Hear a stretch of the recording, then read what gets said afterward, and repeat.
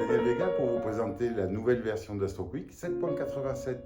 Le logiciel d'astrologie le plus rapide parce que son interface est spécialement élaborée pour se faire oublier et pour fournir immédiatement les informations essentielles. Pas de formulaire chronophage, pas de ressaisie inutile, bref, pas de frein à la pratique de l'astrologie. Je vous présente la fonctionnalité inédite et géniale de la nouvelle version 7.87. Pour pouvoir indiquer les dates aux consultants, il était souvent nécessaire de préparer la consultation en notant les dates clés, soit en utilisant la fenêtre de liste de transit et direction, soit, comme à l'ancienne, en utilisant les tables d'éphémérides et en scrutant les longitudes pour savoir quand avaient lieu les transits. Désormais, avec la version 7.87, on dispose des dates de transit directement sur la carte du ciel. Donc ici, je fais une carte de ciel de transit majeur, je peux présenter comme je veux. Donc pour chaque planète natale ou transitante, comme ici Jupiter, je vais avoir donc les dates des transits majeurs que je peux étendre sur la durée. Ici 10 ans, 84 ans, donc 84 ans c'est à partir de la naissance. Et je peux aussi les imprimer. Alors attention, pour imprimer, il faut toujours cocher la case « Imprimer l'arrière-plan », hein, sinon les symboles ne s'affichent pas.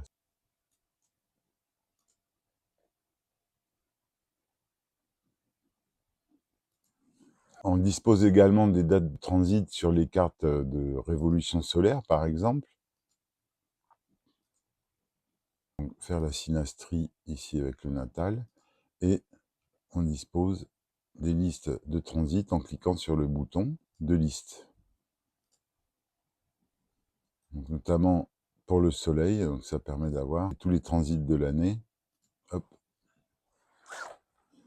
On dispose aussi des dates de progression, donc dans les thèmes de direction secondaire symbolique ou arc solaire.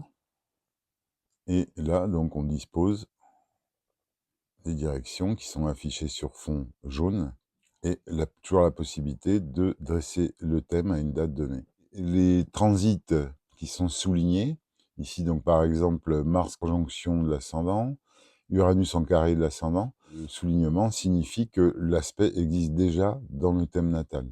Et dans les fenêtres de transit majeur, on peut également ajouter les dates de direction secondaire, symbolique ou arc solaire. Donc ici, je prends les dates directes, et ce qui me permet d'avoir toutes les dates de progression. Je profite de l'occasion pour répondre aux questions des nouveaux utilisateurs. Comment faire pour enregistrer un thème? En fait, il n'y a rien à faire, tout est enregistré dans l'historique.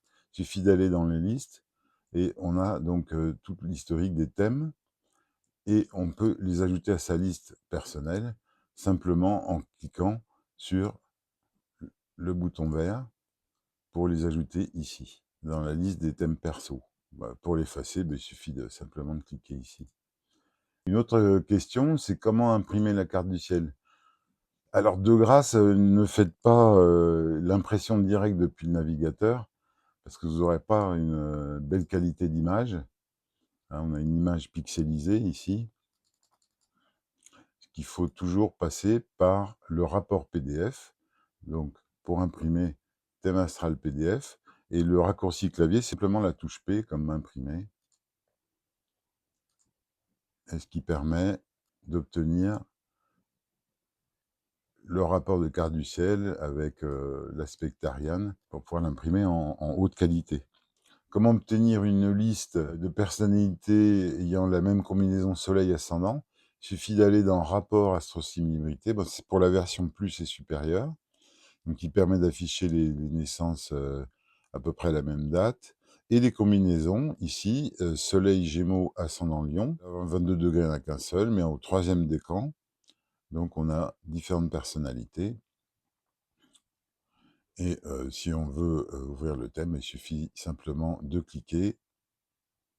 Merci de votre attention, et à bientôt sur astroquick.fr.